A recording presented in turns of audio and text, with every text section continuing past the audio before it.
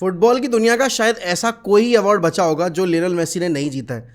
I think सिर्फ पुस्कस award एक ऐसा अवार्ड है जिस पर मेसी ने अपना कब्जा नहीं जमाया है। बाकी दुनिया में जितने भी कॉम्पिटिशन्स में मेसी खेले और जो अवार्ड जीते जा सकते हैं वो मेसी ने जीत लिया। मेसी फुटबॉल कंप्लीट कर चुके हैं। मेसी ने वर्ल्ड कप जीत लिया, मेसी ने कोपा अमेरिका जीत लिया, मेसी चैंपियंस लीग जीत चुके हैं। जिस जिस टीम में जाकर वो खेले वहाँ पर जो ट्रॉफी पॉसिबली जीती जा सकती है वो जीत चुके हैं वो। तो मेसी ने सब कर लिया और कल रात में मेसी को FIFA world best player of the year का अवार्ड मिला है। और उसके अलावा फीफा जो प्रो टीम है आपकी वो भी आपके सामने प्रेजेंट की गई। लेकिन वीडियो में आगे बढ़ने से पहले थोड़ा सा प्रमोशन की बात भी कर लेते हैं भाई। A huge shout out to one football application for sponsoring this video. And आपको पता है कि फुटबॉल की दुनिया में इतना कुछ होता रहता है और हर एक चीज़ पर निगाह बनाकर रख पाना काफ़ी ज़्यादा मुश्किल है।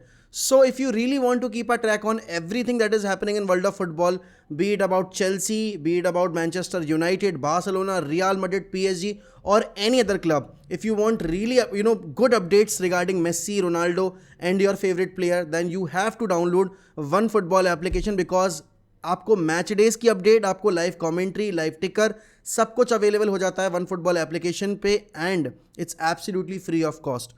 So head over to the link given in description, download the OneFootball application from there or you can also scan the QR code and download the application from there as well. और इतने सारे awards के बीच में अब देखो यहाँ पर बहुत सारे लोग मेसी को अनडिजर्विंग बता रहे हैं, अर्जेंटीना की वर्ल्ड कप की विन को अनडिजर्विंग बता रहे हैं। क्यों? क्योंकि अर्जेंटीना को बहुत सारी पेनल्टीज़ मिली थी। देखो हम वही लोग हैं जो कि पेनल्टीज़ को बहुत क्रूशल मानते हैं अगर हमारे सर्टेन प्लेयर्स स्कोर करते हैं तो, लेकिन अगर वो दूसरे प्लेयर स्कोर करते हैं तो हम उनको नहीं उतनी रेलेवेंसी देते, जो चीज़ बहुत ज़्यादा गलत है। हमें पता है कि मेसी को कितना ट्रोल किया गया था कोपा अमेरिका की उस मिस्ड पेनल्टी की वजह से, और कितने साल तक हमने मेसी को उस चीज़ के लिए ट्रोल होते देखा, हमने कितने बड़े लेवल पे ट्रोल होते देखा। लेकिन अब जब वही पेनल्टीज़ की वजह से अर्जेंटीना ने अपना इतने साल का ड्रीम पूरा किया, मेसी ने अपना ड्रीम पूरा किया, मेसी ने फुटबॉल कंप्लीट कर लिया, तो लोगों के लिए वो चीज़ एक्सेप्ट कर पाना बहुत मुश्किल हो रहा है। तो एक्सेप्टेंस की कमी है। लेकिन अगर मैं यहाँ मेसी की तारीफ़ कर रहा हूँ, मेसी को बैक कर रहा हूँ, तो फिर अगर आप मेरी इन बातों से एग्री कर रहे हो, ठीक है ना, और एक सेट ऑफ फैन बेस उससे एग्री नहीं कर रहा है, तो एक सेट ऑफ फैन बेस होगा जो मेरी अगली बात से भी एग्री नहीं करेगा। This is my personal opinion. You might come into the comment section and you might abuse me for that, क्योंकि भाई आप लोगों को सिर्फ यही आता है, अगर आपके ओपिनियन से मैच नहीं करते हैं तो आप सामने वाले को सिर्फ गाली देते हो.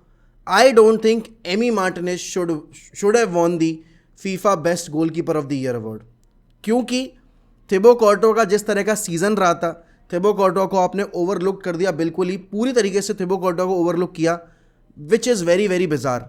यहाँ पर आपने एमी मार्टिनेज को अवार्ड दिया है. Amy Martinez wasn't even the best goalkeeper in the competition अगर मैं स्टैट्स वाइज देखूँ तो.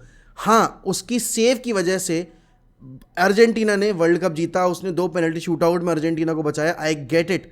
बट इस हिसाब से देखा जाए तो लिवाकोविच का तो जो सेव परसेंटेज है, जो पेनल्टी शूटआउट में रिकॉर्ड है, वो एमी मार्टिनेज के कंपैरिजन में बहुत ज़्यादा बेहतरीन था. बोनो का जो रिकॉर्ड था मोरक्को के लिए वो उससे ज़्यादा बेहतरीन था. लेकिन क्या हमने उनका नाम डिस्कस किया? एमी मार्टिनेज का लास्ट ईयर का अगर आप पूरा ग्राफ देखोगे उठाकर, तो एस्टन विला के लिए उन्होंने उतना कुछ खास किया नहीं था, इतनी क्लीन शीट्स भी हासिल नहीं की थी, उनका सेव परसेंटेज भी इतना कुछ खास नहीं था. Initially Aston villa looked good, लेकिन उसके बाद वो ड्रॉप ऑफ कर गए थे. इस साल का अगर आप रिकॉर्ड देखोगे एस्टन विला के लिए, Emi Martinez since returning from the World Cup hasn't looked like himself. Before the World Cup as well he wasn't looking like himself. यहाँ पर एमी मार्टिनेज के बहुत सारे जो आप देखो अर्जेंटीना के जो फैंस हैं वो इस चीज़ से बिल्कुल एग्री नहीं करेंगे, एंड मैं समझ सकता हूँ कि वो क्यों एग्री नहीं करेंगे, because Amy Martinez is one of the reason why they one the World cup. But आप ये सोचो कि क्या सिर्फ वर्ल्ड कप के बेसिस पर आप पूरे जो साल भर का एक प्लेयर का कंट्रीब्यूशन है अपने फुटबॉल क्लब के लिए और अपनी नेशनल टीम के लिए, दोनों का आप एक स्टेज पे तराजू में अगर तोलो और सिर्फ एमी मार्टिनेज का वर्ल्ड कप का परफॉर्मेंस रखो, तो क्या वो ज़्यादा भारी पड़ेगा? ये मेरा पर्सनल ओपिनियन है कि I don't think Emi Martinez को मिलना चाहिए था. I think Thibaut Courtois should have won it, क्योंकि अगर हम एमी मार्टिनेज के वर्ल्ड कप परफॉर्मेंस की बात कर रहे हैं और जिस तरीके से उन्होंने टीम को हेल्प किया जीतने में, तो पर भाई मेरे हिसाब से तो बोनो का, और अगर मैं यहाँ बात करूँ आपके लिवाकोविच का, वो ज़्यादा मैं कंसिडर करूँगा ahead of Emi Martinez. Scaloni won the best manager of the year award, जो कि मेरे हिसाब से बिल्कुल सही है. क्यों? अब देखो बहुत सारे लोग कहेंगे कि यार आप थिबो कॉर्टोआ को बैक कर रहे हो, लेकिन आप क्यों एंचेलोटी को बैक नहीं कर रहे इस चीज़ के लिए। एंचेलोटी को मैं बैक कर रहा हूँ, लेकिन एंचेलोटी ने जो किया वो रियल मैड्रिड के साथ कर पाना थोड़ा सा आसान है, क्योंकि रियल मैड्रिड के पास वो मेंटालिटी मॉन्स्टर्स हैं। और अगर आप यहाँ पर अर्जेंटीना का वर्ल्ड कप कैंपेन देखो तो अर्जेंटीना कितने साल से इस एक ट्रॉफी के लिए लड़ रही थी, और कितने बारी वो करीब आकर भी हार गए। 2014 was the closest they ever could have gone, and उसके बाद वो हार गए थे। उसके बाद अगर आप देखो 2018 में जिस तरीके से अर्जेंटीना, आप कह सकते हो बुली होकर बाहर हुआ वर्ल्ड कप से, तो उसके बाद स्कलोनी ने आकर इनको कोपा अमेरिका जितवाया और उसके बाद वर्ल्ड कप जितवाया है। तो भाई स्कलोनी को अगर मिल रहा है FIFA manager of the year का अवार्ड, तो वो डिज़र्व करते हैं। इस मामले में मैं एंचेलोटी को अगर नहीं मिला है तो उस केस में मैं स्कलोनी को पुल डाउन नहीं करूँगा, क्योंकि भाई आप देखो अर्जेंटीना का पहला गेम, उसमें जब आप हार गए थे सऊदी अरेबिया के अगेंस्ट, उसके बाद जो कमबैक किया था, and Messi made a promise Qatar में कि भाई ट्रस्ट अस एंड हम डिलीवर करके दिखाएंगे, और मेसी ने वो चीज़ की है आगे चलकर। मतलब मेसी ने डिलीवर करके दिखाया है। मेसी ने मैराडोना के बाद उनको पहली बार वो वर्ल्ड कप की सक्सेस टेस्ट करवाई है, अपना खुद का सपना पूरा कराया, और उसमें बहुत बड़ा रोल स्कलोनी के मैन मैनेजमेंट का था, स्कलोनी के गेम मैनेजमेंट का था। बिकॉज स्कलोनी हर एक टीम को अच्छे से रीड करके आए, क्योंकि टीमें और भी थी, जैसे ब्राज़ील थी, ब्राज़ील अल्टीमेट फेवरेट थी वर्ल्ड कप जीतने के।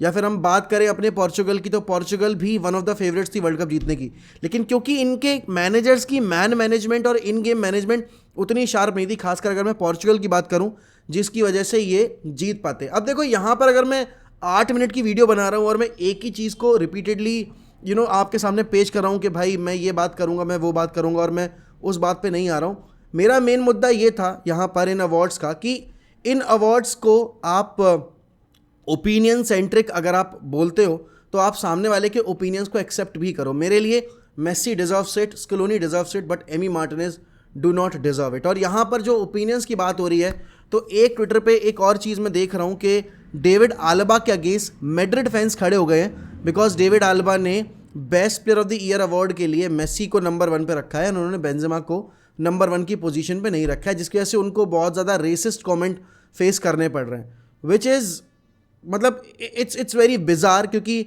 हमने अभी देखा है कि मैड्रिड फैंस कैसे विनीशियस को प्रोटेक्ट करने की बात कर रहे हैं, और कैसे विनीशियस को जो रेसिस्ट स्लैंग्स और ये सारी चीज़ें सुनने को मिलती हैं, तो मैड्रिड फैंस काफ़ी ज़्यादा हताश है इस चीज़ को लेकर। लेकिन अगर मैड्रिड फैंस खुद ये चीज़ करेंगे जाकर, और सिर्फ मैड्रिड फैंस नहीं है, पहले भी ऐसा हुआ है कि किसी अगर आपकी टीम के प्लेयर ने किसी और को नंबर 1 पे वोट कर दिया है, ठीक है ना। ये यूनाइटेड में आप रूनी के साथ भी देख सकते हो। रूनी ने एक बार मतलब जैसे रूनी कहता है कि भाई for be messy is better, तो जो हमारा दूसरा सेक्शन ऑफ फैन बेस है वो रूनी को गाली देता है।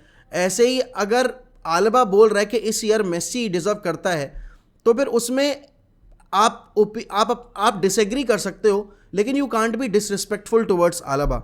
एंड आल्बा अगर लास्ट ईयर नहीं होता तो मैड्रिड, देखो मैड्रिड एक टीम है, मैड्रिड इज़ नॉट इंडिविजुअल वाला, वो नहीं है कि भाई बेंजेमा ने अकेले करवाया। अगर आप लास्ट ईयर की सक्सेस में आल्बा का जो कंट्रीब्यूशन है वो डिस्कार्ड कर रहे हो, अगर आप कैसेमीरो का कंट्रीब्यूशन डिस्कार्ड कर रहे हो, मॉड्रिच का, क्रूज का, वेलवर्दे का, इन सारे प्लेयर्स का अगर आप कंट्रीब्यूशन डिस्कार्ड कर रहे हो, तो कहीं ना कहीं आपके अंदर वो एक्सेप्टेंस की कमी है कि भाई नहीं, ये चीज़ गलत हो रही है। और यहाँ पर आल्बा के साथ जो फेस हो रहा है अभी, आल्बा का जो फेस करना पड़ रहा है वो काफ़ी गलत है। तो मेरा छोटा सा ये रिएक्शन था। बाकी अगर आप फीफा प्रो मेंस की अगर वो देखो तो उसमें कोर्टुआ को गोलकीपर की टीम, मतलब उसमें गोलकीपर में शामिल किया गया है, एंड यहाँ पर आगे हालैंड हैं, मेसी हैं, एम्बापे हैं, बेंजेमा है। तो डेफिनेटली भाई रियल मैड्रिड ने डोमिनेट की है मिडफील्ड एंड बाकी पूरी टीम। और इस चीज़ में देखो, अगर आप एग्री नहीं करते हो मेरे एमी मार्टिनेज वाले ओपिनियन से, तो उसमें कोई प्रॉब्लम वाली बात नहीं है। लेकिन अगर कोई आकर मुझे कमेंट सेक्शन में गाली देगा तो आप अपना लेवल दिखा रहे हो कि आप मतलब कितने मैच्योर फैन हो, और आप सामने वाले का ओपिनियन किस लेवल पे एक्सेप्ट कर रहे हो, कैसे डाइजेस्ट कर पा रहे हो। क्योंकि देखो मैं आपको नहीं जानता, और मैं यहाँ पर आपका कमेंट रीड करूँगा, हो सकता है मैं आपके कमेंट पे रिएक्ट करूँ, या फिर हो सकता है मैं आपको अटेंशन दूँ भी ना और मैं रिएक्ट ना भी करूँ। लेकिन अगर आप मेरे ओपिनियन पे आकर और ये कह रहे हो कि भाई ये बंदा biased and he hates Argentina and he hates Lionel Messi, भाई I have said this on multiple times that I don't love Messi that the way I love Ronaldo, but I can never hate Messi. I love watching him as a player, because if you are a football fan you can never ever hate Messi. लेकिन हाँ, when it comes to Emi Martinez वाला scene, अगर मुझे award की credibility को वो करना है भाई, ऑथेंटिकेट करना है, तो आई don't think Emi Martinez deserves it.